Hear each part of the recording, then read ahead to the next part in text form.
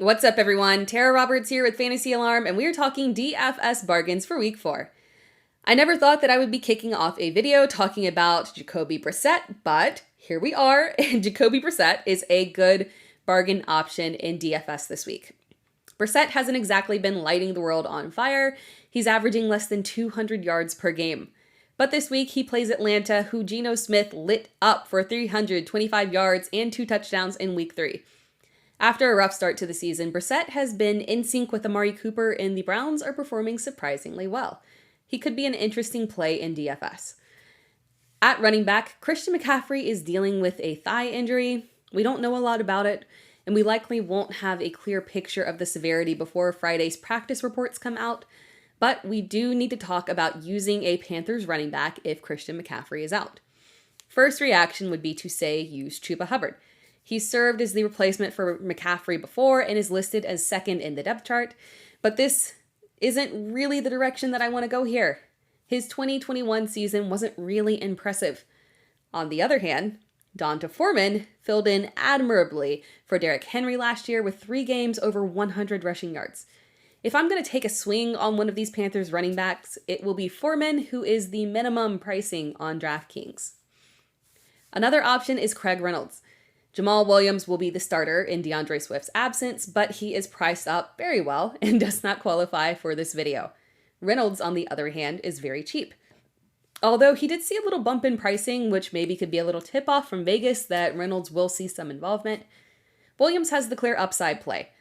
But if you're looking to get risky and take a chance with Reynolds, the thought process here is that Detroit has been splitting work between Swift and Williams, so they could opt to give some workload to Reynolds. And he has proven himself in the past. And there's a reality in which Detroit beats Seattle fairly easily, and Reynolds could see some garbage time work as well. It's risky, but it is an option. At wide receiver, despite a huge Week 3 performance catching 10 of his 11 targets for 85 yards and a touchdown, Zay Jones is still dirt cheap. Some of that is due to the fact that the Jags' offensive upgrade hasn't really been taken seriously yet, but I'm guessing that a lot of that has to do with the matchup against Philadelphia, and Jones could see a good amount of Darius Slay. So this is a risky move, but at 4,200 on DraftKings, I'm feeling risky. This play will either be a complete hit or a complete miss. Jones was also added to the practice report with an injury, so monitor that situation. Now, this one seems a little bit obvious, but Richie James is in line for a bump in targets and is only $4K on DraftKings. Sterling Shepard is on IR. Kadarius Toney and Wan'Dale Robinson are still not practicing.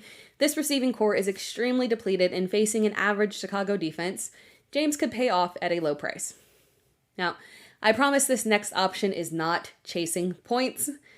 Romeo Doubs is still very cheap after his breakout performance in Week 3, catching all 8 of his targets for 73 yards and 1 touchdown. With the absence of Sammy Watkins and Christian Watson, Doubs stepped up big time. Now Watkins is on IR, and Watson is technically tracking to return this week, and that will have some effect on Doubs, but not enough to eliminate Doubs' upside. And while New England isn't exactly the best defensive matchup, given Doubs' low ADOT, I don't think that tough New England secondary is going to have a major impact on Doubs. He's still a fine bargain option. At tight end, there's technically a ton of reasonably priced tight ends on this week's main slate. David Njoku, Tyler Conklin, Evan Ingram, even TJ Hawkinson is an interesting option if Amon-Ra St. Brown is out. So given that there's so many well-priced options in that 3K to low 4K range that you could go with, I'm going to go ahead and give you a sub 3K option on DraftKings if you want to get a little bit risky in Daniel Bellinger. If you just look at the statistics of fantasy points allowed to tight ends, Chicago is actually a bad matchup for him. But in context, Chicago, are they really actually strong against tight ends? In Week 1, they faced San Francisco without George Kittle. In Week 2, they faced Robert Tonyan. In Week 3, they faced a Houston team that has no true tight end 1. So, I am willing to go out on a limb and say Daniel Bellinger has a bigger role this week with Sterling Shepard out for the season, as we mentioned, Kadarius Toney and Wan'Dale Robinson unlikely to play. Thank you for watching this week's DFS bargains. Be sure to subscribe to Fantasy Alarm and come back next week for another round of DFS bargains.